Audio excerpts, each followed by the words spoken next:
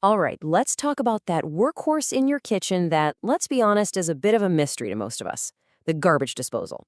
Today, we're going to break down exactly how to keep it happy and running smoothly and, what to do when it's not. Oh, you know the feeling. You flick that switch and you're expecting that nice, powerful whirring sound. But instead, you get this loud, angry hum. Or maybe it's a horrible metallic grinding noise. Or worst of all, just dead silence.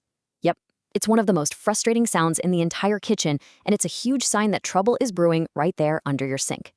So, what kind of trouble are we really talking about here? Well, it usually boils down to one of four things. First, the motor just hums, but nothing's actually grinding. That means it's jammed. Second, the grinding sounds are suddenly way, way louder than they should be. Third, you spot that dreaded puddle of water in the cabinet underneath.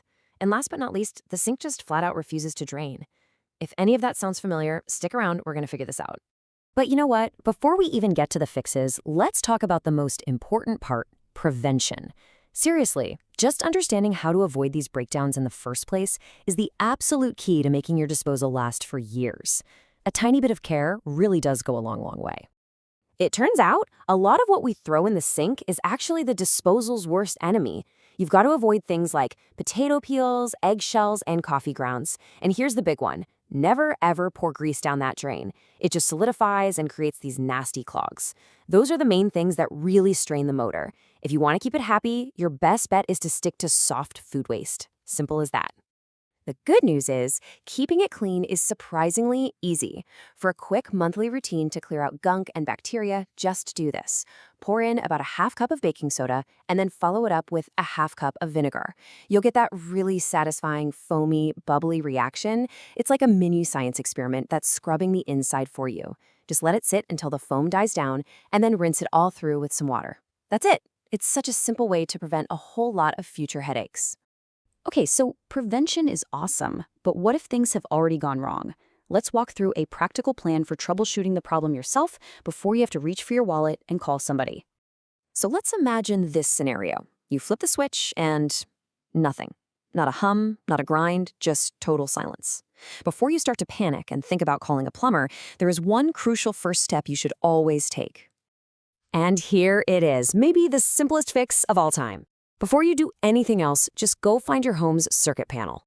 Take a look and see if the breaker for the disposal has tripped. It is surprisingly common, and flipping that one little switch could solve the entire problem in about 5 seconds and save you a service call.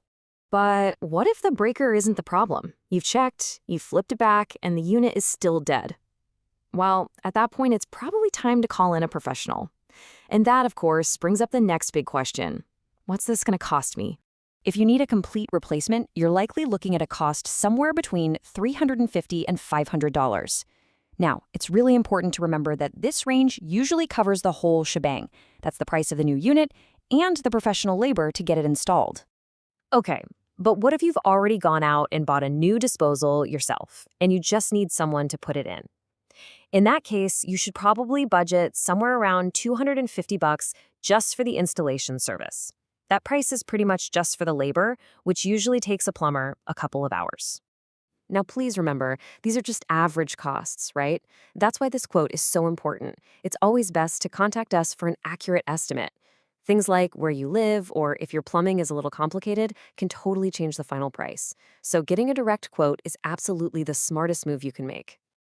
All right, we've gone through how to take care of it, how to troubleshoot it, and even what to expect when you have to call a pro. So let's just boil this all down to the key things you need to remember, the stuff that'll take you from confused to confident about this thing. So if you remember nothing else from all this, remember these points. First, know those 4 signs of trouble: a hum with no grind, loud noises, leaks, and clogs. Second, be super careful what you put down there. No peels, no grease, no coffee grounds. Third, that monthly cleaning with baking soda and vinegar is your best friend. Fourth, if the unit ever seems totally dead, always check that circuit breaker first. And finally, if all else fails, just be prepared to budget between $250 and $500 for professional help.